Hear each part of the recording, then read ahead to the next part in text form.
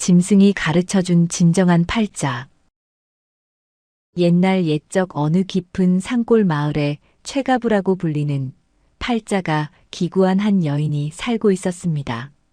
산세가 험하고 골짜기가 깊어 해가 일찍 떨어지는 이 마을에는 드문드문 초가집들이 모여 있었지요. 그 중에서도 가장 쓰러져가는 오두막이 바로 최가부의 집이었습니다. 최가부의 한숨소리는 뻐꾸기 우는 봄날에도 귀뚜라미 우는 가을밤에도 끊이지를 않았어요. 마을 사람들은 산기슭에 안개가 자욱하게 끼는 날이면 최가부가 또 신세 한탄을 하며 뿜어낸 한숨이 모인 것이라고 농담을 할 정도였습니다. 최가부가 처음부터 홀로 지냈던 것은 아니었어요. 꽃다운 나이에 이웃 마을의 성실한 청년과 혼인을 하여 단란한 가정을 꾸렸었지요. 하지만 하늘도 무심하시지 남편은 혼인한 지 3년 만에 산에 나무를 하러 갔다가 벼랑에서 미끄러져 그만 세상을 떠나고 말았습니다. 남편이 남겨둔 것이라곤 비가 새는 낡은 초가집 한 채와 척박한 비탈밭 한 떼기가 전부였어요. 그때부터 최가부의 고달픈 홀로살이가 시작되었습니다. 아침 일찍 일어나 우물가에서 물을 길어오고 낮에는 뙤약볕 아래서 김을 메고 밤에는 호롱불 밑에서 삼배를 길쌈하며 뼈가 부서져라 일만 했습니다.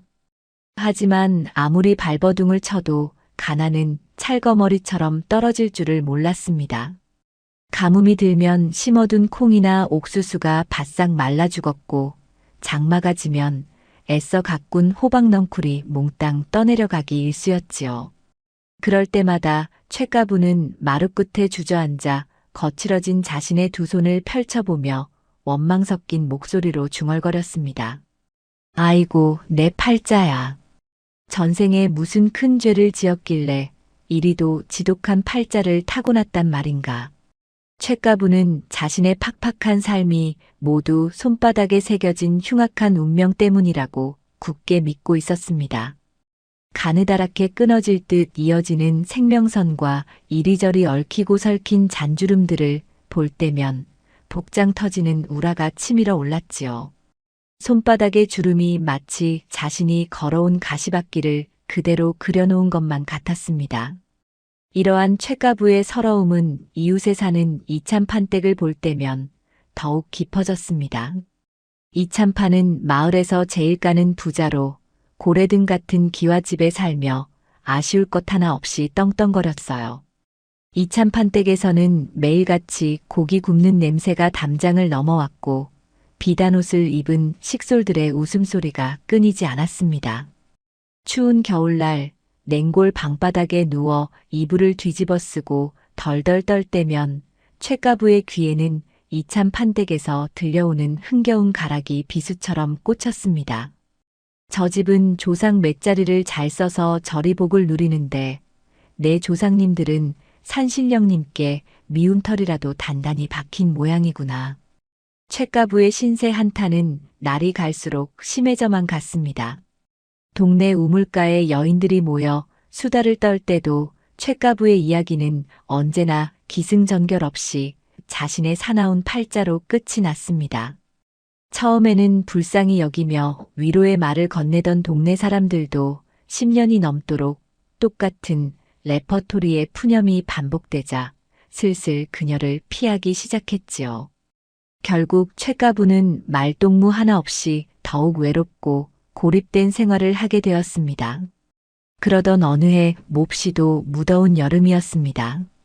유난히 가뭄이 심해 계곡물마저 말라붙은 탓에 밭의 작물들은 누렇게 타들어가고 있었어요. 최가부는 아침 일찍부터 먼 개울까지 걸어가 물동이에 물을 길어 나르며 밭에 물을 주느라 녹초가 되었습니다. 허리가 끊어질 듯 아팠지만 이대로 밭을 망치면 당장 다가올 겨울에 굶어 죽을 판이었기에 이를 악물고 버텼습니다. 그렇게 반나절을 꼬박 일하고 잠시 나무 그늘에 앉아 쉬고 있을 때였습니다. 갑자기 마른 하늘에 먹구름이 몰려오더니 우르르 쾅쾅 하는 천둥 소리와 함께 장대비가 쏟아지기 시작했습니다. 해갈의 기쁨도 잠시, 빗줄기는 금세 무서운 폭우로 변해버렸습니다. 골짜기를 타고 쏟아져 내린 빗물은 순식간에 최가부의 비탈밭을 덮쳤고 정성껏 물을 주며 살려놓았던 나은 작물들마저 뿌리째 뽑아 흙탕물 속으로 휩쓸어가 버렸습니다. 처마 밑으로 피신한 최가부는 눈앞에서 밭이 쑥대밭이 되는 꼴을 넋을 잃고 바라보았습니다. 비가 그치고 먹구름이 물러가자 얄밉게도 다시 눈부신 해가 쨍하게 떴습니다. 진흙탕이 된 밭 한가운데 주저앉은 최가부는 마침내 참아왔던 울음을 터뜨리고 말았습니다. 하늘도 무심하시지. 어찌 나한테만 이리 가혹하신가. 내 손바닥에 복이라고는 눈곱만치도 없으니 아무리 용을 써도 허사로구나. 최가부는 진흙 묻은 손을 들어서 멍하니 바라보았습니다. 갈라진 손가락 마디마디마다 박힌 굳은 살이 유난히 도드라져 보였지요. 그때 최가부의 머릿속에 번쩍하고 하나의 생각이 스쳤습니다. 이곳에 앉아 하늘만 원망할 것이 아니라 직접 길을 떠나 자신의 운명을 바꿀 방도를 찾아야겠다는 결심이 선 것입니다.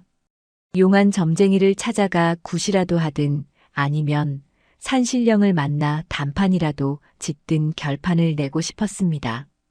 결심을 굳힌 최가부는 집으로 돌아가 찬장 구석에 숨겨두었던 비상금인 엽전 몇 잎을 꺼내 낡은 치마폭에 단단히 동여맸습니다. 조망만한 보따리에 마른 주먹밥 2어 개와 여벌의 옷을 싸서 짊어지고는 뒤도 돌아보지 않고 집을 나섰습니다. 발길 닿는 대로 소문으로만 듣던 영험한 산을 향해 무작정 걷기 시작한 것입니다. 길은 멀고 험난했습니다. 제대로 된 신발도 없이 집신 한 켤레의 의지에 산을 넘고 물을 건너는 일은 고행 그 자체였지요. 발바닥에는 금세 물집이 잡히고 피가 났지만 최가부는 걸음을 멈추지 않았습니다. 길을 걷다 지치면 길가에 이름 모를 들꽃을 향해 신세를 한탄했고 밤이 되어 산짐승 소리에 무서울 때면 밤하늘의 달을 보며 또 한숨을 쉬었습니다. 저 달은 내 서러운 속도 모르고 저리 밝게만 비추는구나. 내 팔자가 좋았다면 따뜻한 방 안에서 고운 명주실이나 잡고 있었을 것을. 그렇게 며칠을 꼬박 걸었는지 모릅니다. 식량으로 챙겨온 주먹밥은 진작에 동이 났고 최가부의 행색은 말이 아니게 초라해졌습니다. 허기진 배를 움켜쥐고 험준한 고갯길을 오르던 어느 날 해질녘이었습니다. 붉은 노을이 온 산을 붉게 물들이며 땅거미가 길게 늘어지기 시작할 무렵 최가부는 커다란 고목나무들이 빽빽하게 들어선 깊은 숲길로 접어들었습니다. 숨이 턱끝까지 차올라 잠시 쉬어갈 곳을 찾던 최가부의 눈에 믿기지 않는 광경이 들어왔습니다. 아름드리 커다란 당산나무 아래에 집채만한 황소 한 마리가 떡하니 엎드려 있는 것이었습니다.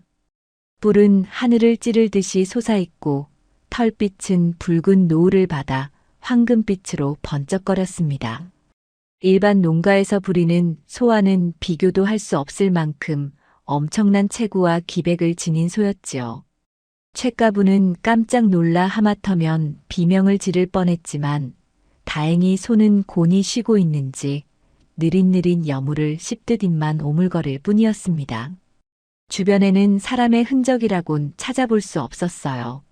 산속 깊은 곳에 웬 소가 혼자 있는지 의아했지만 다리에 힘이 풀린 최가부는 더 이상 걸을 수가 없어 조심스레 황소와 조금 떨어진 나무뿌리 옆에 주저앉았습니다. 가쁜 숨을 고르며 황소를 물끄러미 바라보던 최가부의 입에서 또다시 익숙한 푸념이 새어나오기 시작했습니다. 사람도 아닌 말 못하는 짐승 앞이었지만 누군가 있다는 것만으로도 그동안 억눌러왔던 속마음이 본물 터지듯 쏟아져 나온 것이지요. 너도 참 딱한 짐승이로구나. 주인을 잘못 만나 이 깊은 산중까지 끌려와서 길을 잃은 게냐. 그래도 너는 나보단 팔자가 나아 보이는구나. 밥때 되면 주인이 염을 써다 먹여주고 외양간에서 비바람 피하게 해주지 않느냐. 나는 남편 복도 없고 자식 복도 없고 재물 복은 더더욱 없는 천하의 박복한 년이란다. 쇳가부는 황소가 알아듣지도 못할 말을 늘어놓으며 자신의 거친 손바닥을 펼쳐 보였습니다. 이것 좀 보려무나. 평생을 소처럼 일만 했는데 남은 건 이 흉측한 굳은 살뿐이니 내 팔자가 어찌 사납지 않겠느냐. 내일은 저 산꼭대기에 올라가서 하늘에 대고 삿대질이라도 실컷 해볼 작정이다. 한참을 혼자 떠들던 쇳가부는 문득 이상한 기분을 느꼈습니다. 여태껏 무심히 입만 오물거리던 황소가 어느새 씹던 것을 멈추고 고개를 돌려 자신을 빤히 쳐다보고 있었던 것입니다. 황소의 커다란 두 눈망울에는 노을빛이 담겨 깊고도 신비롭게 반짝였습니다.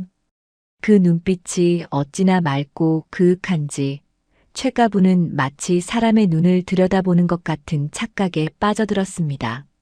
황소는 꼬리를 느릿하게 한번 휘젓더니 콧구멍으로 뜨거운 김을 길게 내뿜으며 쇳가부를 향해 육중한 몸을 일으켰습니다.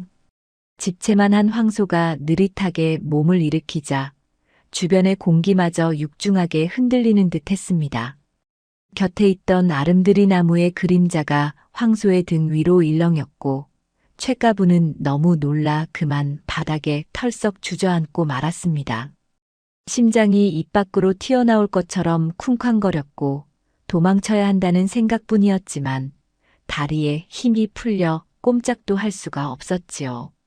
커다란 뿔을 가진 산짐승이 단숨에 자신을 들이받을지도 모른다는 공포에 쇳가부는 두 눈을 질끈 감고 두 손을 모아 싹싹 빌기 시작했습니다. 속으로 조상님을 찾으며 제발 목숨만 살려달라고 애원하는 찰나 숲의 정적을 깨는 낮고 굵은 목소리가 쇳가부의 귓가를 울렸습니다. 사람의 팔자라는 것이 참으로 얄궂은 모양입니다. 그 소리는 마치 깊은 산사에서 울려 퍼지는 커다란 새북소리처럼 웅장하면서도 기묘하게 부드러웠습니다. 주변에는 아무도 없었기에 쇳가부는 자신이 헛것을 들은 줄 알고 조심스레 실눈을 떴습니다. 놀랍게도 그 굵직한 목소리의 주인공은 바로 눈앞에 버티고 선 황소였습니다.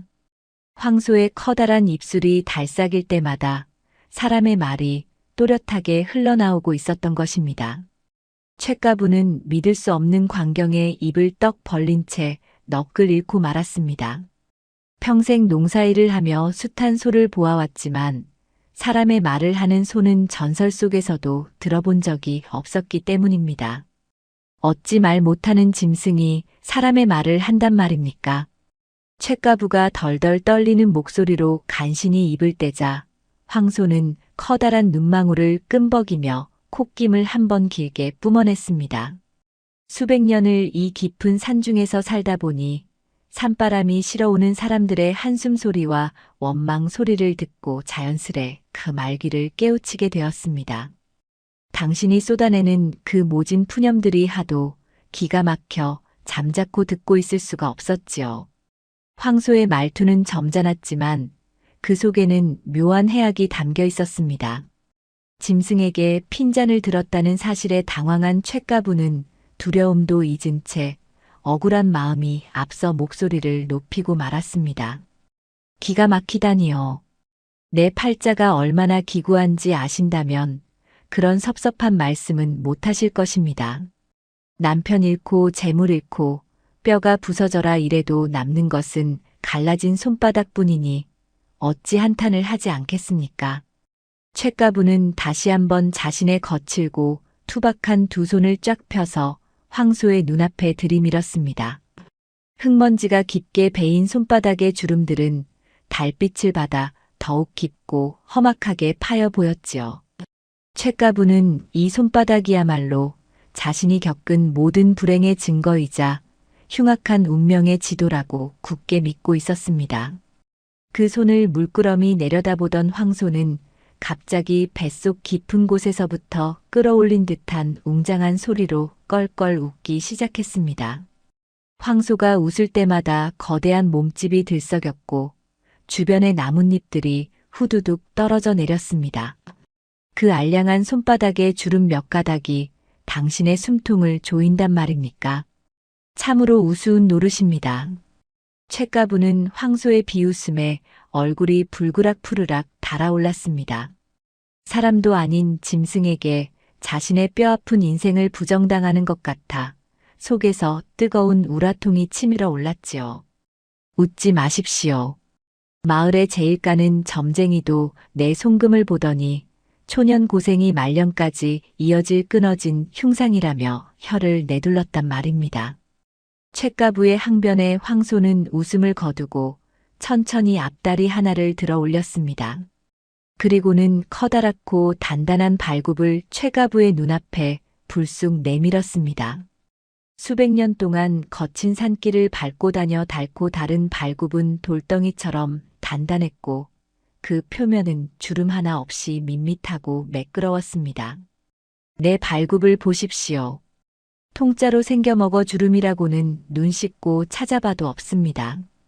당신의 그 잘난 송금 삼법대로라면 나는 주름이 하나도 없으니 팔자조차 없는 미물입니까? 아니면 주름이 없으니 천하에 둘도 없는 으뜸가는 팔자입니까? 황소의 물음에 쇳가부는 꿀먹은 벙어리처럼 입을 다물고 말았습니다. 한 번도 생각해 본 적 없는 논리였기 때문입니다. 손바닥에 선 하나하나에 일희일비하며 살아온 그녀에게 주름 하나 없는 뭉툭한 발굽을 들이밀며 운명을 묻는 황소의 질문은 신선한 충격이었습니다. 쇳가부가 아무 대답도 하지 못하고 우물쭈물하자 황소는 앞다리를 쿵 소리가 나게 땅에 내려놓으며 점잖게 말을 이었습니다. 우리 짐승들은 앞발을 들여다보며 내일의 운명을 점치지 않습니다. 그저 배가 고프면 풀을 뜯고 비가 오면 나무 밑으로 피할 뿐이지요. 비가 온다고 하늘을 탓하지 않고 풀이 억세다고 땅을 원망하지 않습니다. 주어진 하루를 온전히 살아낼 뿐인데 어찌 만물의 영장이라는 사람이 자신의 몸에 새겨진 작은 흉터 하나에 얽매여 평생을 감옥 속에 가두고 산단 말입니까? 황소의 말은 쇳가부의 가슴 깊은 곳을 묵직하게 두드렸습니다. 하지만 십수년을 쌓아온 억울함과 원망이 짐승의 말 한마디에 눈 녹듯 사라질 리는 만무했지요. 쇳가부는 고개를 푹 숙인 채 애써 황소의 말을 외면하려 했습니다. 여전히 그녀의 마음속에는 험난한 세상을 원망하는 뾰족한 가시가 돋아 있었습니다. 밤이 깊어지자 산속의 공기는 차갑게 얼어붙기 시작했습니다. 얇은 무명치마 하나만 걸친 쇳가부의 몸이 사시나무 떨듯 파르르 떨렸습니다. 챙겨온 보찜에는 몸을 녹일 만한 겉옷조차 들어있지 않았지요. 산바람이 뼛속까지 스며드는 추위에 쇳가부가 웅크리고 앉아 입술을 파랗게 질리고 있을 때 황소가 조용히 다가와 그녀의 곁에 커다란 몸을 뉘었습니다. 오늘은 이만 내 곁에서 눈을 붙이십시오. 내일 날이 밝으면 당신이 삿대질하려던 그 하늘과 가장 맞닿은 산꼭대기까지 내가 길 안내를 해드리겠습니다. 황소의 두꺼운 가죽과 거대한 몸집에서는 화로를 곁에 둔 것처럼 뜨끈한 열기가 뿜어져 나왔습니다. 쇳가부는 염치불고하고 황소의 따뜻한 등허리에 몸을 바짝 기대었습니다. 얼음장 같던 몸이 서서히 녹아내리자 팽팽하게 당겨져 있던 긴장감도 스르르 풀리기 시작했습니다. 지난 10년간 뼈가 시리도록 추운 냉골 방에서 홀로 밤을 지새우던 쇳가부에게 비록 짐승일지라도 온기를 나눌 수 있는 존재가 곁에 있다는 사실은 코끝이 찡해질 만큼 묘한 위안을 주었습니다. 쇳가부는 황소의 규칙적인 숨소리를 자장가 삼아 집을 떠나온 이후 처음으로 깊고 단단한 잠에 빠져들었습니다. 이튿날 아침 나뭇잎 사이로 스며드는 맑은 햇살에 쇳가부는 눈을 떴습니다. 산새들이 지저귀는 소리가 경쾌하게 숲을 채우고 있었고 잎사귀마다 맺힌 아침 이슬이 보석처럼 반짝였습니다. 황소는 이미 일어나 파릇파릇한 이슬 맺힌 풀을 여유롭게 뜯고 있었습니다. 밤사이의 두려움은 온데간데 없이 사라지고 쇳가부는 커다란 기지개를 켜며 자리에서 일어났습니다. 자, 해가 중천에 뜨기 전에 부지런히 발걸음을 옮겨야 합니다. 험한 산길이니 내 등에 올라타십시오. 황소가 커다란 무릎을 굽히며 등을 내어주었습니다. 쇳가부는 미안한 마음에 잠시 망설였지만 이미 발바닥이 물집으로 엉망이 된 터라 고마운 마음으로 조심스레 황소의 넓은 등 위로 올라탔습니다. 황소가 천천히 몸을 일으키자 쇳가부의 시야가 훌쩍 높아졌습니다. 평생 땅만 보고 엎드려 일하던 그녀의 눈앞에 탁 트인 숲의 전경이 시원하게 펼쳐졌습니다. 황소의 걸음은 묵직하고 거침이 없었습니다. 어른 허리통만 한 바위도 훌쩍 넘고 가파른 비탈길도 튼튼한 네 다리로 척척 올랐습니다. 걷잡을 수 없이 무성하게 자란 가시덤불을 지날 때면 황소가 커다란 뿔로 길을 터주어 쇳가부는 생채기 하나 없이 편안하게 산을 오를 수 있었지요. 황소의 등에서 내려다보는 세상은 왠지 모르게 여유롭고 평화로워 보였습니다. 한참을 오르던 중 두 사람 앞을 가로막는 커다란 계곡이 나타났습니다. 며칠 전 내린 폭우로 계곡물은 거칠게 소용돌이치며 맹렬한 기세로 흘러내리고 있었습니다. 징검다리조차 모두 떠내려가 버린 상황이었지요. 쇳가부는 거센 물살을 보자 덜컥 겁이 났고 또다시 입술을 비죽이며 불평을 쏟아내기 시작했습니다. 아이고, 가는 날이 장날이라더니 하필 이리로 길을 잡아 물구덩이에 막히게 된단 말입니까? 내 재수가 옴붙은 탓에 멀쩡하던 계곡물마저 이리 성을 내는 모양입니다. 이 산을 넘는 것은 진작에 글렀습니다. 쇳가부가 자신의 팔자를 탓하며 한숨을 푹푹 내쉬자 황소는 물끄러미 거센 계곡물을 바라보더니 혀를 끌짓 찼습니다. 당신의 그 못된 버릇이 또 나왔습니다.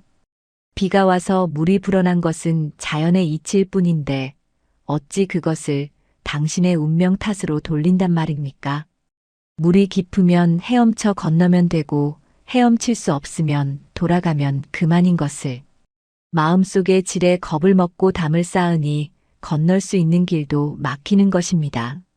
황소의 단호한 꾸짖음에 쇳가부는 무안해져 입을 다물었습니다. 황소는 거침없이 계곡물 속으로 큼지막한 발을 내디뎠습니다. 물살이 황소의 배때기까지 차올랐지만 황소는 거대한 바위처럼 끄떡없이 중심을 잡고 한 걸음씩 물살을 가르며 나아갔습니다. 쇳가부는 황소의 목을 끌어안고 두 눈을 질끈 감은 채 무사히 건너기만을 바랐습니다.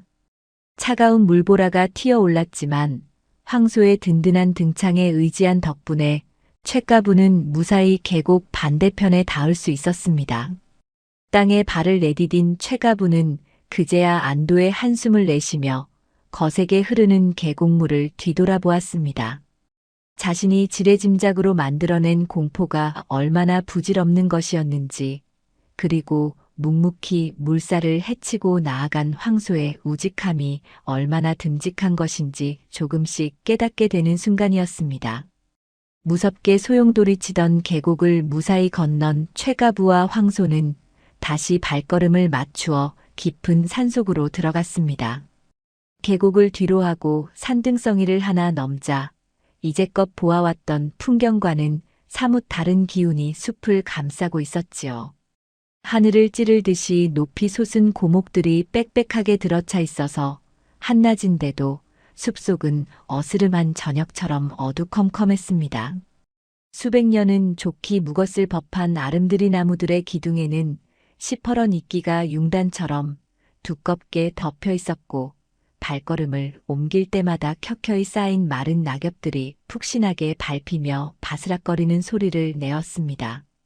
이름 모를 산새들이 멀리서 장단을 맞추듯 우짖는 소리만이 깊고 고요한 숲의 정적을 간간히 깨뜨려 줄 뿐이었습니다. 황소의 널찍하고 따뜻한 등에 엎드려 산길을 오르던 쇳가부는 어느새 두려움을 잊고 주변의 풍경에 조심스레 눈을 돌리기 시작했습니다. 평생을 비탈밭에 엎드려 흙먼지만 마시며 살아온 그녀에게 이렇게 깊고 신비로운 산천의 모습은 난생 처음 겪어보는 경이로운 세상이었습니다. 코끝을 스치는 알싸하고 상쾌한 솔잎 향기와 어디선가 불어와 이마에 맺힌 땀방울을 식혀주는 시원한 산바람이 묘하게도 꽉 막혀있던 쇳가부의 가슴을 조금씩 어루만져주는 듯했습니다. 하지만 산새는 위로 올라갈수록 점점 더 험악해지고 가팔라졌습니다. 굽이굽이 이어지던 흙길은 온데간데 없이 사라지고 어느 순간부터는 뾰족하고 거친 바위들이 이빨을 드러낸 듯 솟아있는 험준한 너덜바위 지대가 나타났습니다. 황소는 거친 숨을 몰아쉬면서도 묵묵히 내 굽에 힘을 주어 바위들을 딛고 올라갔습니다. 황소의 등허리가 가파른 경사 때문에 몹시 기울어지자 쇳가부는 떨어지지 않으려고 황소의 목덜미를 두 팔로 꽉 끌어안았습니다. 짐승의 털가죽 너머로 쿵쿵 뛰는 황소의 크고 힘찬 심장 소리가 쇳가부의 가슴에까지 고스란히 전해졌습니다. 말 못하는 짐승조차 자신을 태우고 이토록 고된 길을 군말 없이 오르고 있는데 정작 만물의 영장이라는 자신은 여태껏 불평불만만 늘어놓았다는 생각에 쇳가부는 난생 처음으로 짐승에게 미안함과 고마움을 동시에 느꼈습니다. 그렇게 한참을 아슬아슬하게 바위지대를 오르던 중 마침내 두 사람의 앞길을 완전히 가로막는 거대한 암벽이 나타났습니다. 구름을 뚫고 솟아오른 듯한 깎아지른 절벽은 쳐다보기만 해도 아찔할 지경이었습니다. 황소는 암벽 아래에 우뚝 멈춰서서 커다란 콧김을 허공으로 길게 뿜어내었습니다. 이곳부터는 산의 주봉으로 통하는 빗장과도 같은 벼랑길입니다. 아무리 내 굽이 단단하다 한들 당신을 태우고 이 수직의 바위를 오를 수는 없으니 여기서부터는 당신의 두 손과 두 발로 직접 바위를 짚고 올라가야만 합니다. 황소의 굵직하고 단호한 목소리가 절벽에 부딪혀 메아리처럼 울려 퍼졌습니다. 쇳가부는 황소의 등에서 내려와 고개를 한껏 젖히고 까마득히 높은 암벽을 올려다보았습니다. 매끈하고 가파른 바위벽에는 간신히 손끝이나 발끝을 걸칠 만한 작은 틈새들만이 위태롭게 파여 있을 뿐이었습니다. 조금 전까지 산바람을 맞으며 잠시 평온했던 마음은 온데간데 없이 사라지고 다시금 눈앞이 캄캄해지는 절망감이 쇳가부의 온몸을 짓눌렀습니다. 평생 호미질만 해오던 가냘픈 여인의 몸으로 밧줄 하나 없이 저 무시무시한 바위벽을 기어오르라는 것은 곧 죽으라는 소리와 다름없게 들렸기 때문입니다. 어찌 이리 제 앞길은 첩첩산중이란 말입니까? 계곡을 건너 한시름 놓았다 싶으니 이제는 뼈가 으스러질 벼랑이 앞을 막아섭니다. 역시나 내 박복한 팔자는 하늘 끝까지 도망쳐도 지독하게 나를 쫓아와 괴롭힐 모양입니다. 쇳가부는 다시 습관처럼 자신의 처지를 한탄하며 바닥에 털썩 주저앉았습니다. 눈시울이 붉어지며 서러운 눈물이 뺨을 타고 흘러내렸지요. 하지만 황소는 이번에는 쇳가부를 다그치거나 비웃지 않았습니다. 그저 묵묵히 다가와 커다란 머리로 쇳가부의 굽은 등을 가볍게 밀어주며 무언의 격려를 보낼 뿐이었습니다. 등 뒤에서 느껴지는 황소의 묵직한 온기에 떠밀려 쇳가부는 마지못해 자리에서 일어나 바위벽으로 다가갔습니다. 떨리는 두 손을 뻗어 차갑고 거친 바위의 틈새를 움켜쥐었습니다. 쇳가부는 바위 틈에 돋아난 질긴 잡초 뿌리와 날카롭게 튀어나온 돌부리를 번갈아 잡으며 개미처럼 기어오르기 시작했습니다. 한 뼘을 오르고 나면 숨이 턱 끝까지 차올랐고 발을 헛디딜 때마다 바닥으로 곤두박질 칠 것 같은 공포에 온몸에 솜털이 쭈뼛 섰습니다. 날 선 바위 표면에 쓸려 무명 저고리는 갈기갈기 찢어졌고 돌부리를 악착같이 움켜쥔 두 손바닥에서는 굳은 살이 터져 붉은 피가 배어 나오기 시작했습니다. 손가락 마디마디가 끊어질 듯한 고통이 밀려왔지만 밑을 내려다보면 천길 낭떠러지였기에 채가 부는 이를 악물고 눈물을 삼키며 위로 또 위로 기어 올랐습니다. 반나절을 꼬박 매달려 사투를 벌인 끝에 마침내 쇳가부는 암벽의 중간 즈음에 있는 널쩍한 바위턱에 간신히 몸을 던지듯 엎드렸습니다. 가쁜 숨을 몰아쉬며 위를 올려다보니 아직도 가야 할 벼랑이 한참이나 남아 있었습니다. 온몸은 땀과 흙먼지로 뒤범벅이 되었고 치마폭은 너덜너덜해져 형체를 알아보기 힘들 정도였습니다. 쇳가부는 떨리는 손을 들어 펼쳐보았습니다. 평생 농사일로 거북이 등껍질처럼 갈라졌던 손바닥은 이제 날카로운 바위에 긁히고 찢겨 엉망진창이 되어 있었습니다. 피가 엉겨붙은 손바닥을 보자 억눌러왔던 서러움과 분노가 화산처럼 폭발하고 말았습니다. 내 이럴 줄 알았습니다. 복이라고는 쥐뿔도 없는 이 손바닥이 기어이 산산조각이 나고 마는구나.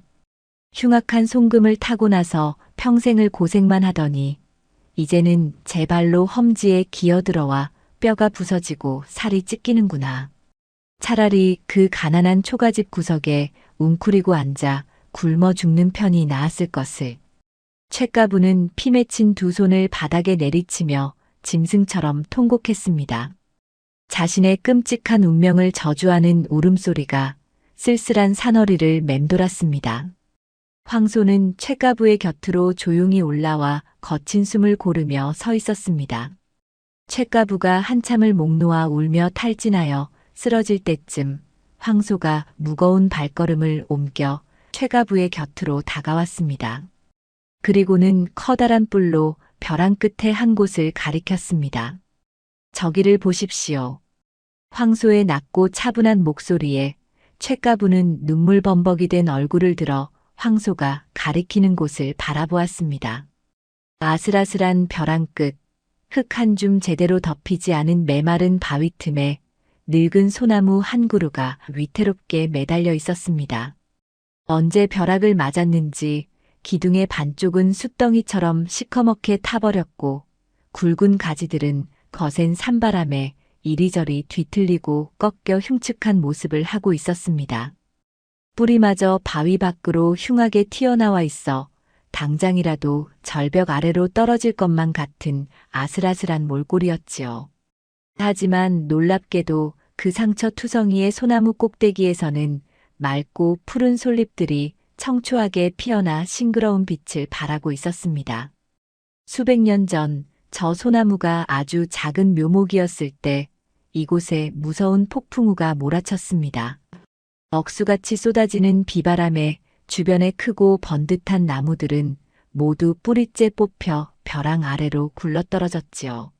하지만 저 소나무는 척박한 바위 틈에 떨어진 자신의 팔자를 탓하며 포기하는 대신 살기 위해 바위에 갈라진 틈새를 파고들어 필사적으로 뿌리를 내렸습니다. 황소의 굵은 목소리가 벼랑을 타고 잔잔하게 울려 퍼졌습니다. 쇳가부는 홀린 듯이 늙은 소나무의 흉터 가득한 기둥을 멍하니 바라보았습니다.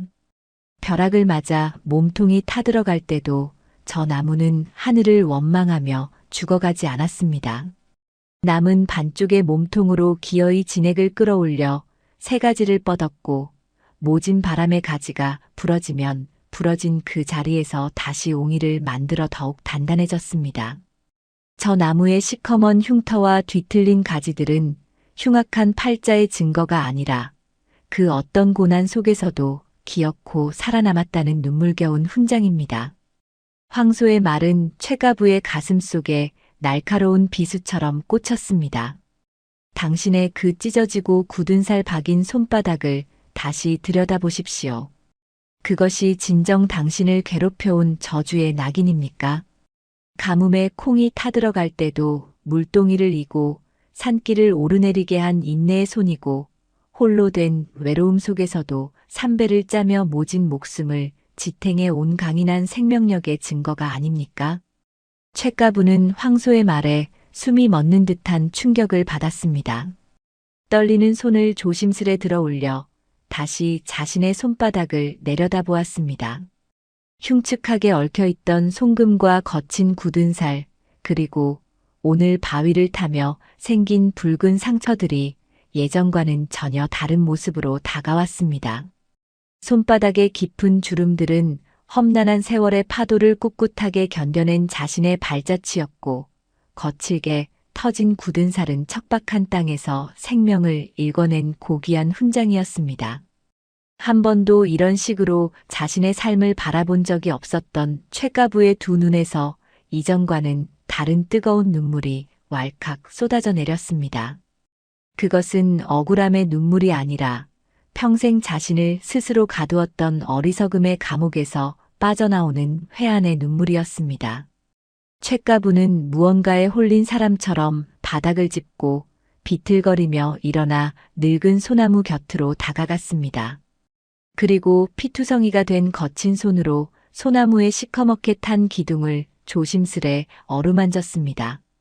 나무의 거친 껍질과 최가부의 투박한 손바닥이 맞닿는 순간 오랜 세월 모진 풍파를 견뎌낸 나무의 뜨거운 생명력이 그녀의 상처난 손끝을 타고 온몸으로 전해지는 듯 했습니다. 최가부는 한참 동안 나무를 안고 소리 없이 흐느꼈습니다. 그녀의 마음속에 견고하게 자리 잡고 있던 운명에 대한 지독한 원망과 자기 연민의 덩어리들이 따뜻한 봄눈 녹듯 서서히 허물어지고 있었습니다. 한바탕 눈물을 쏟아내고 난 최가부의 얼굴에는 이전의 표독스러운 그늘이 말끔히 걷혀 있었습니다. 마음에 무거운 짐을 내려놓아서인지 남은 벼랑을 오르는 일은 처음보다 훨씬 수월하게 느껴졌습니다. 손바닥의 상처는 여전히 쓰라렸지만 그녀는 더 이상 고통을 불운으로 여기지 않았습니다. 벼랑의 돌출부를 잡을 때마다 내 안의 끈질긴 생명력을 확인하는 과정일 뿐이었습니다. 그렇게 황소와 최가부가 서로를 의지하며 마침내 까마득한 암벽의 꼭대기에 다다랐을 때 눈앞에는 믿을 수 없을 만큼 넓고 평탄한 초원이 마법처럼 펼쳐졌습니다. 산의 정상이라고는 믿기지 않을 정도로 광활한 평전이 부드러운 능선을 그리며 끝없이 이어져 있었지요. 발 아래로는 솜사탕 같은 흰 구름이 바다처럼 잔잔하게 깔려 있었고 이름 모를 야생화들이 만발하여 온갖 향기를 뿜어내고 있었습니다. 고된 시련 끝에 마주한 천상의 풍경에 최가부는 넋을 잃고 자리에 멈춰 섰습니다. 어느덧 서쪽 하늘로는 해가 뉘엿뉘엿 저물어가고 있었습니다. 붉은 노을빛이 평전의 억새밭을 황금빛으로 물들이며 장관을 연출했습니다. 산 아래에서 쫓기듯 올려다보던 노을과는 달랐습니다. 세상을 붉게 물들이며 장엄하게 쓰러지는 태양의 온기가 최가부의 상처난 몸과 마음을 따뜻하게 감싸 안았습니다. 오늘은 이 아름다운 평전에서 다친 몸을 추스르며 쉬어가도록 합시다. 황소가 부드러운 풀밭 위에 커다란 몸을 눕히며 말했습니다. 최가부도 황소의 곁에 편안하게 자리를 잡고 누웠습니다. 밤이 깊어지자 구름이 걷히고 하늘에는 셀 수 없이 많은 별들이 쏟아질 듯 반짝이기 시작했습니다. 맑고 차가운 산 공기가 코끝을 스치고 풀벌레 우는 소리가 자장가처럼 귓가를 간지럽혔습니다. 최가부는 하늘에 총총히 박힌 별들을 가만히 올려다보았습니다. 자신의 손바닥에 그어진 작은 선 하나에 연연하며 세상의 모든 불행을 짊어진 듯 살아왔던 지난 날들이 저 광활한 우주 앞에서는 한낱 먼지처럼 부질없게 느껴졌습니다. 황소의 규칙적인 숨소리에 맞추어 최가부의 호흡도 점차 깊어지고 편안해졌습니다. 거칠고 상처난 손을 가슴 위에 포개어 얹은 최가부의 얼굴에는 평생 단 한 번도 지어본 적 없는 옅고 평온한 미소가 번져 있었습니다. 숲을 쓰다듬는 바람 소리가 피곤한 그녀의 곁을 밤새 다정하게 지켜주었습니다. 어스름한 새벽 안개가 넓은 평전 위로 은은하게 피어오르고 있었습니다. 밤새 쇳가부의 지친 몸을 덮어주던 차가운 이슬도 어느덧 다가오는 아침 햇살에 몸을 맡긴 채 영롱한 빛을 머금기 시작했어요. 동쪽 하늘 끝자락부터 붉은 기운이 서서히 번져오더니 이내 눈부신 태양이 산등성이를 넘어와 세상을 따뜻하게 감싸 안았습니다. 밤새 단잠에 빠져있던 쇳가부는 눈가에 닿는 부드러운 햇살을 느끼며 천천히 눈을 떴습니다. 평생을 새벽닭 우는 소리에 놀라 깨어 우물가로 달려가던 지난날들과는 전혀 다른 한없이 평화롭고 고요한 아침이었습니다. 눈을 뜨자마자 코끝을 스치는 풋풋한 풀내음과 싱그러운 흙냄새가 밤새 텅 비어있던 그녀의 가슴속을 상쾌하게 채워주었지요. 쇳가부가 몸을 일으키자 곁에서 밤새 든든한 바람막이가 되어주었던 황소도 커다란 눈망울을 끔벅이며 아침 인사를 건네듯 짧게 콧김을 내뿜었습니다. 쇳가부는 부스스한 머리를 매만지며 자리에서 일어났습니다. 온몸이 뻐근하고 다리가 묵직했지만 신기하게도 마음만은 깃털처럼 가벼웠습니다. 어제 깎아지른 절벽을 오르며 피투성이가 되었던 두 손바닥을 가만히 내려다보았어요.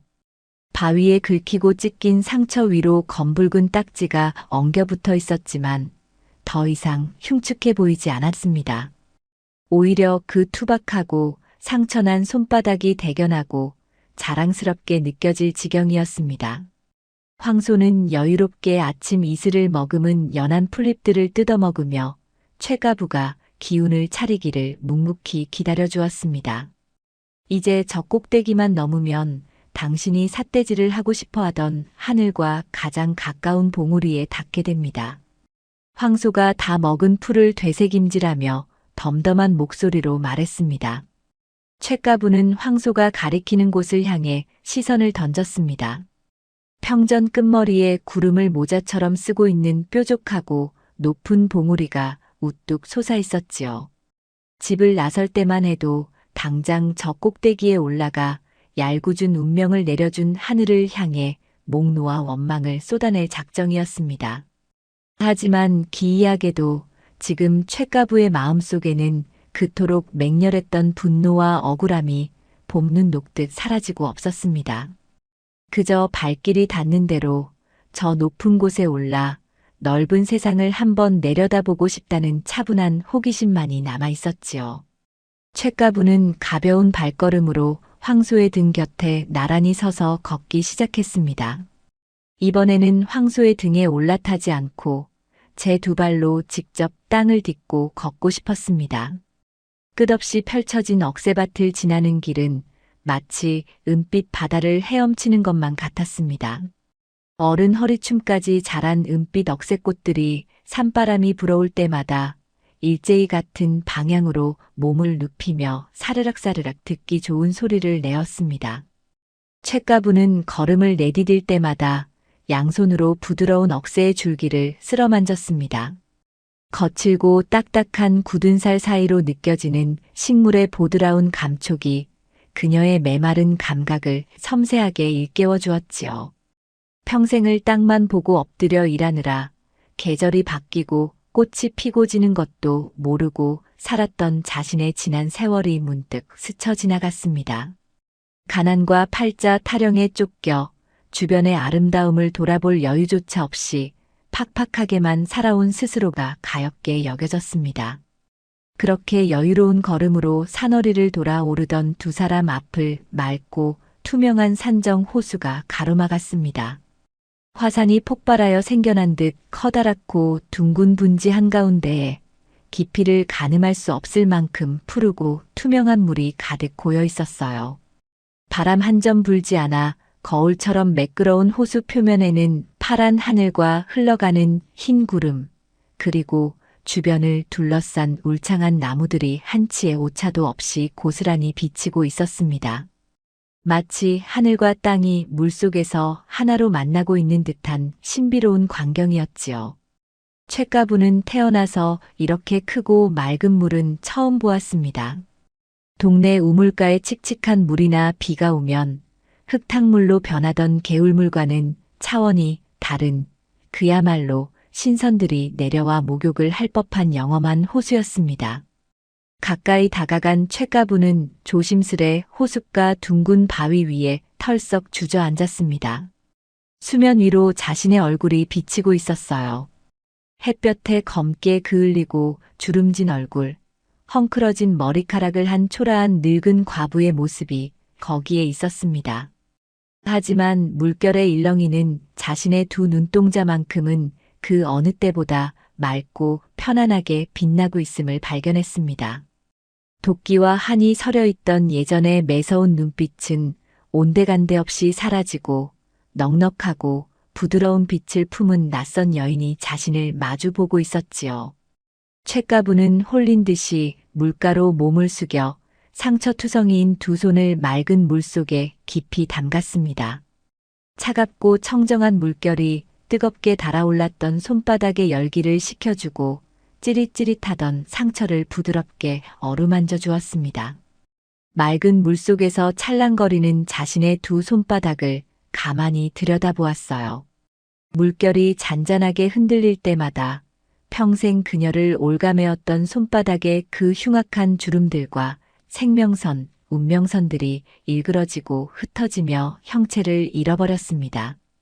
송금은 보이지 않고 그저 맑은 물과 어우러진 두 손만이 존재할 뿐이었지요. 그때 곁에 다가와 호숫물로 마른 목을 축이던 황소가 조용히 입을 열었습니다. 이 물을 보십시오.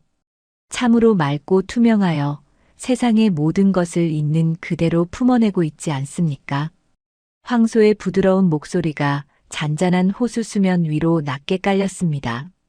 최가부는 두 손을 물속에 담근 채 가만히 황소의 말을 경청했습니다. 물은 본래 정해진 모양이 없습니다. 네모난 그릇에 담기면 네모가 되고 둥근 그릇에 담기면 둥글게 되지요. 높은 곳에서 낮은 곳으로 흐르며 바위를 만나면 돌아가고 웅덩이를 만나면 채우고 지나갑니다. 이 호수에는 그 어떤 주름도 끊어진 선도 흉한 상처도 없습니다. 그저 비우고 또 비워내어 하늘을 품고 구름을 안을 뿐입니다. 사람의 마음도 이 물과 같아야 하는 법이지요. 황소는 잠시 숨을 고르더니 깊은 눈망울로 최가부를 지그시 바라보았습니다. 당신은 평생을 한 뼘도 안 되는 좁은 손바닥 위에 운명이라는 선을 그어놓고 그 틀 안에 스스로를 가두어 왔습니다. 손바닥에 파인 얕은 주름이 당신의 삶을 지배한다고 믿었기에 조금만 힘든 일이 닥쳐도 하늘을 원망하고 팔자를 탓하며 괴로워했던 것입니다. 하지만 참된 삶의 넉넉함은 그깟 손바닥에 주름 몇 개 있는 것이 아닙니다. 세상의 모진 풍파를 겪어내면서도 깊고 잔잔하게 맑아지는 마음바닥에 있는 것입니다. 손바닥이 아닌 마음바닥. 황소의 그 한마디가 맑은 호숫물에 떨어진 조약돌처럼 최가부의 가슴 깊은 곳에 커다란 파문을 일으켰습니다. 평생 손바닥의 선에 일희일비하며 눈물지었던 날들이 허공으로 부서지는 듯했어요. 흉한 송금을 타고났다며 자신을 올가매던 두려움은 사실 그녀 스스로 만들어낸 견고한 감옥이었음을 뼈저리게 깨달았습니다.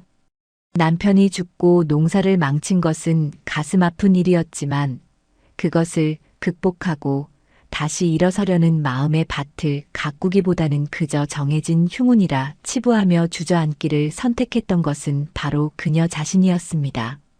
비가 오면 진흙탕이 되고 볕이 들면 굳어버리는 얕은 손바닥의 삶을 버리고 하늘을 온전히 품어내는 저 호수처럼 깊고 푸른 마음바닥을 가져야 한다는 것을 말 못하는 짐승의 입을 빌려 천지신명이 깨우쳐주고 있었던 것입니다.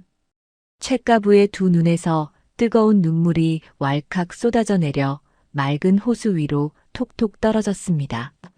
눈물이 떨어질 때마다 작은 동심원이 그려지며 그녀의 얼굴을 그리고 구름 낀 하늘을 부드럽게 쓰다듬었어요.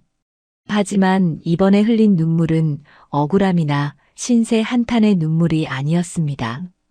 평생 짊어지고 온 어리석은 마음의 짐을 내려놓는 홀가분함과 이 깊은 산중에서 귀한 가르침을 얻은 것에 대한 벅찬 감사의 눈물이었습니다.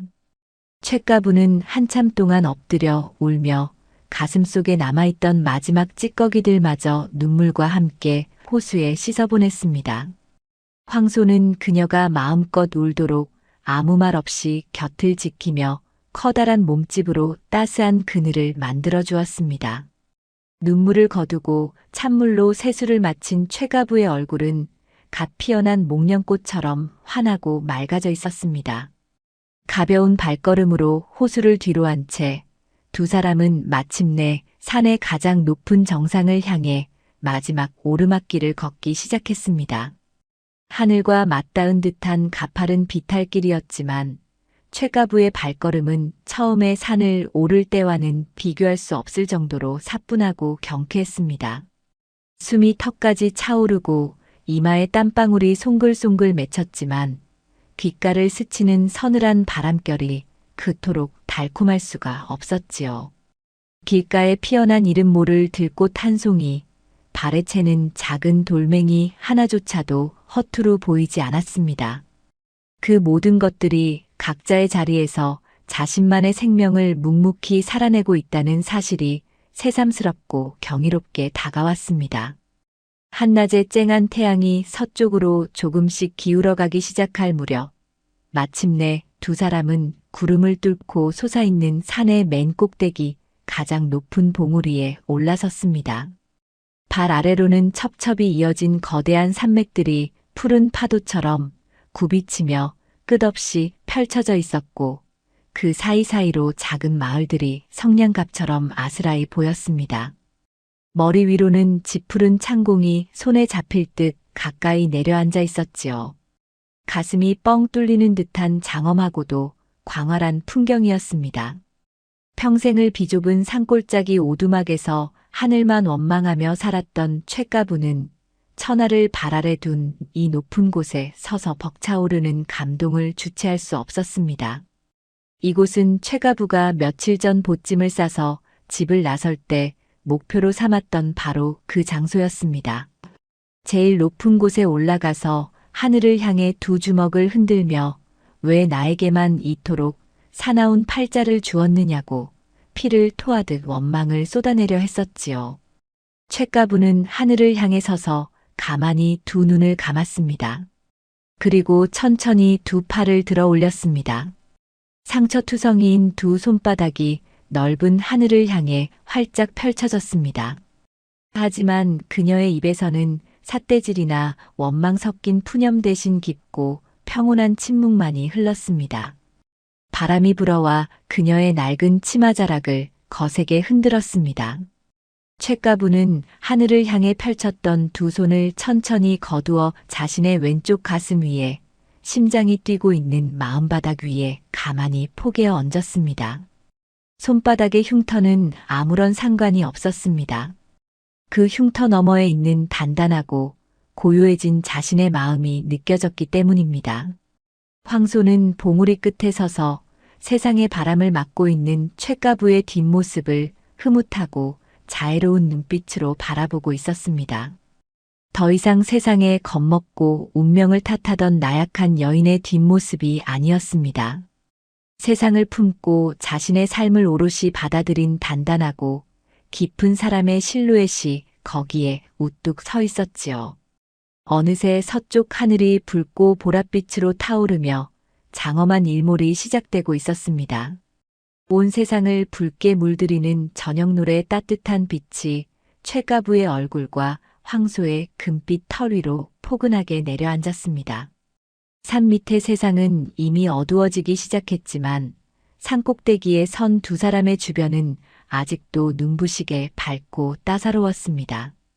붉게 타오르는 태양을 바라보며 최가부는 마음속 깊은 곳에서 우러나오는 잔잔한 미소를 지었습니다. 바람에 실려오는 저녁의 냄새와 발밑을 채우는 구름의 바닷속에서 그녀는 자신의 남은 삶이 더 이상 두렵거나 슬프지 않을 것이라는 깊은 확신을 온몸으로 느끼고 있었습니다. 붉게 타오르던 저녁놀이 어느새 짙은 보랏빛으로 물들며 산꼭대기에 깊은 어둠이 내리기 시작했습니다. 하늘과 맞닿은 가장 높은 봉우리에 선 최가부의 마음은 그 어느 때보다 고요하고 평안했습니다. 귓가를 스치는 서늘한 산바람조차 억겁의 세월을 품은 산신령의 따스한 숨결처럼 느껴졌지요. 발 아래 펼쳐진 수많은 산봉우리들은 어둠 속으로 고요히 침잠하며 웅장한 실루엣만을 남겨두고 있었습니다. 밤하늘에는 수만 개의 별들이 찬란하게 반짝이고 있었습니다. 최가부는 그 영롱한 별빛 아래서 자신의 거칠고 상처난 두 손바닥을 다시 한번 가만히 들여다보았습니다. 참으로 아름다운 밤입니다. 곁에서 묵묵히 밤하늘을 올려다보던 황소가 깊고 부드러운 목소리로 정막을 깼습니다. 황소의 거대한 몸집은 어둠 속에서 마치 산의 일부분인 것처럼 든든하고 웅장해 보였습니다. 그렇습니다. 평생을 살면서 이토록 마음이 넉넉하고 맑아지는 밤은 처음입니다. 내일 아침 눈을 뜨면 내 옹졸했던 마음을 넓혀준 저 둥근 달림과 뭇별들에게 감사의 절이라도 올려야겠습니다. 최가부의 목소리에는 이전에 가득했던 도끼와 억울함이 말끔히 씻겨 내려간 티 없이 맑은 울림이 배어 있었습니다. 황소는 최가부의 대답을 듣고는 빙글의 미소를 짓는 듯 커다란 눈망울을 부드럽게 휜 채 말을 이었습니다. 당신은 이제 진정한 팔자가 무엇인지, 운명이 어디에 깃들어 있는지 깨달았습니다. 세상 사람들은 누구나 자신의 손바닥에 새겨진 얄팍한 선 몇 가닥에 평생의 희로애락을 걸고 살아갑니다. 하지만 참된 복과 덕은 육신의 손바닥이 아니라 보이지 않는 마음의 밭에 씨앗을 뿌리고 가꾸는 일에서 비롯되는 법이지요. 거센 비바람이 몰아쳐 밭고랑이 파이고 싹이 꺾인다 해도 마음바닥이 단단하고 기름진 사람은 기어이 다시 쟁기질을 하여 새로운 생명을 길러냅니다. 그것이 바로 세상이 말하는 운명을 뛰어넘는 사람의 위대한 힘입니다. 황소의 한마디 한마디는 맑은 샘물처럼 최가부의 가슴 깊은 곳으로 스며들어 영혼의 메마른 땅을 촉촉하게 적셔주었습니다. 최가부는 황소의 곁으로 다가가 그 넓고 따뜻한 목덜미를 가만히 끌어안았습니다. 짐승의 투박한 털가죽에서 느껴지는 뜨거운 온기가 그녀의 얼어붙었던 지난 세월을 완벽하게 녹여주었지요. 고맙습니다. 당신은 말 못하는 짐승의 탈을 썼으나 실은 이 어리석은 중생을 구제하기 위해 하늘이 보내주신 귀한 인연입니다. 당신이 아니었다면 저는 평생을 그 비좁은 손바닥만 들여다보며 세상을 원망하다 쓸쓸히 생을 마감했을 것입니다. 이 은혜를 어찌 다 갚아야 할지 모르겠습니다. 최가부의 진심 어린 감사의 말에 황소는 조용히 고개를 저었습니다. 당신이 스스로 바위벽을 기어오르지 않았다면, 스스로 호수에 손을 담가 마음을 비워내지 않았다면 내 100마디 말은 그저 산짐승의 울음소리에 불과했을 것입니다. 깨달음은 밖에서 주어지는 것이 아니라 당신의 마음속에서 스스로 피어난 꽃입니다. 자, 이제 이 깊은 산중에서 얻은 그 단단한 마음바닥을 품고 당신의 삶이 있는 그곳으로 돌아가십시오.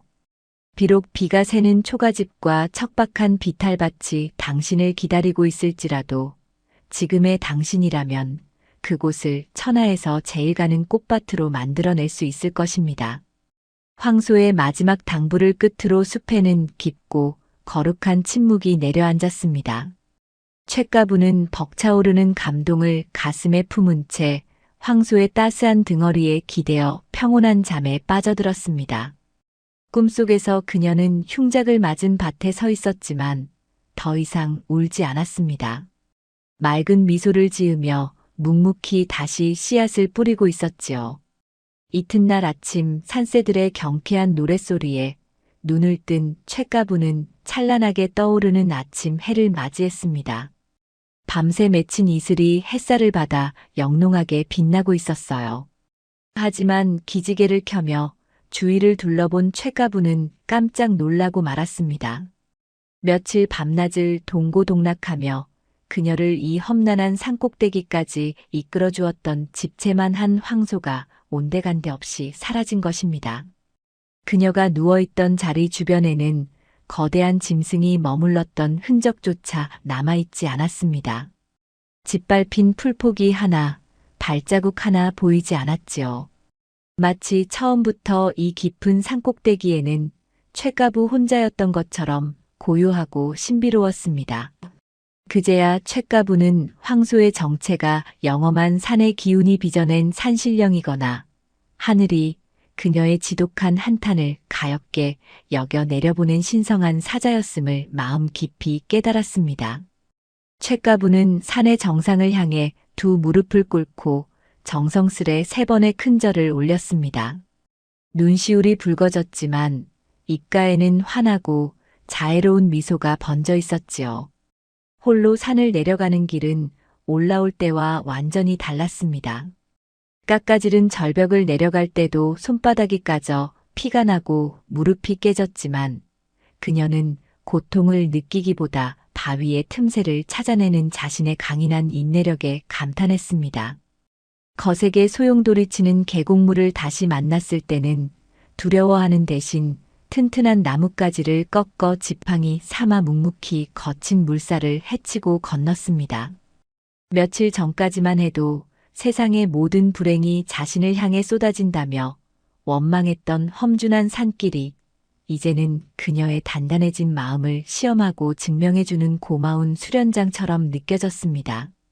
며칠 후 흙먼지를 뒤집어 쓰고 해진 치마를 질질 끌며 마을 어귀에 들어선 쇳가부의 행색은 거지가 따로 없었습니다. 우물가에 모여있던 동네 사람들은 산으로 들어간 지 며칠 만에 뼈만 앙상하게 남은 모습으로 나타난 쇳가부를 보고 혀를 끌짓 찼습니다. 아이고, 저 꼴 좀 보게.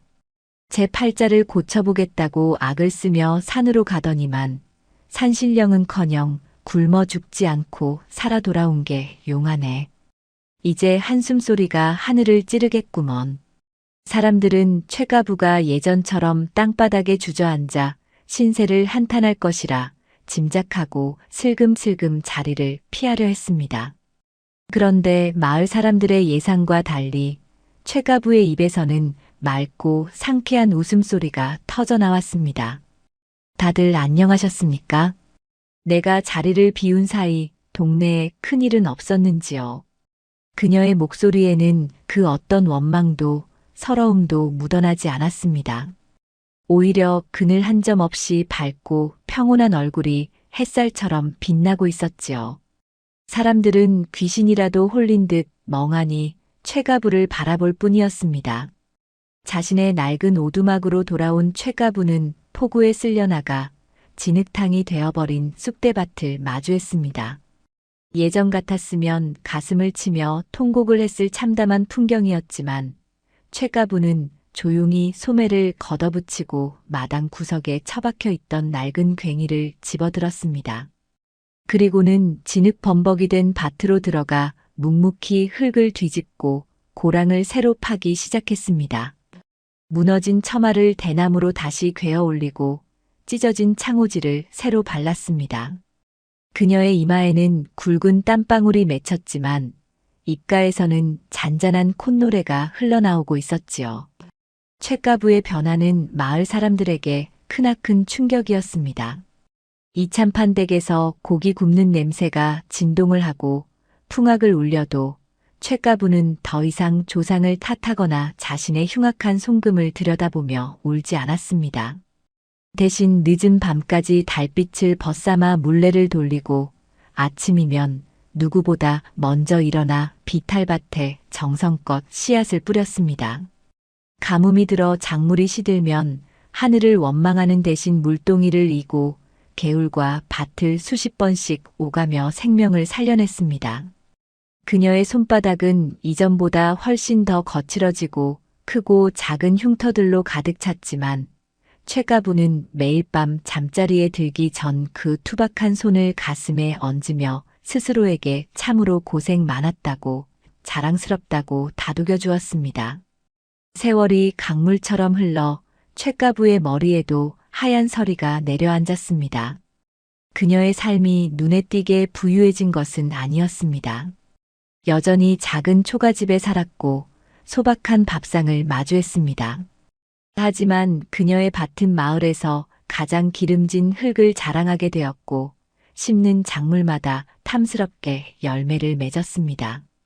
무엇보다 최가부의 집에서는 늘 따뜻한 웃음소리와 평화로운 기운이 넘쳐 흘렀지요. 이참판 댁의 재물도 부럽지 않은 넉넉한 마음의 부자가 된 것입니다. 마을 사람들은 어느덧 인생의 크고 작은 시련이 닥칠 때마다 지혜를 구하기 위해 최가부를 찾아오기 시작했습니다. 흉년이 들어 시리에 빠진 농부, 자식 일로 속을 끓이는 어머니, 병환으로 절망에 빠진 이웃들이 최가부의 마루 끝에 앉아 위로를 얻고 돌아갔습니다. 그때마다 최가부는 자신의 거북이 등껍질처럼 갈라진 거친 손을 내밀어 그들의 상처 입은 손을 따뜻하게 맞잡아 주었습니다. 손바닥에 새겨진 얄팍한 선에 울고 웃지 마십시오. 진정한 복은 하늘이 정해주는 것이 아니라 내 마음바닥에 괭이질을 하여 스스로 옥토를 만들어내는 일입니다. 마음에 심은 희망의 씨앗은 어떤 비바람에도 꺾이지 않는 가장 귀한 팔자가 되어줄 것입니다. 최가부의 맑고 깊은 눈동자에는 그 옛날 깊은 산속에서 그녀를 일깨워 주었던 황소의 넉넉한 자비로움이 고스란히 담겨 있었습니다. 바람이 불면 부는 대로, 비가 오면 오는 대로 자연의 이치를 받아들이며 묵묵히 자신의 밭을 일구어간 최가부의 이야기는 오래도록 사람들의 입에서 입으로 전해졌습니다. 산기슭의 낡은 초가집 위로 은은한 달빛이 내려앉을 때면 사람들은 그녀가 일구어낸 진정한 삶의 평화가 그 어떤 재물보다 찬란하게 빛난다는 것을 마음 깊이 새겼습니다. 세상에서 가장 아름다운 팔자를 스스로 빚어낸 한 여인의 고요한 숨결이 별빛과 함께 온 마을을 포근하게 감싸 안았습니다.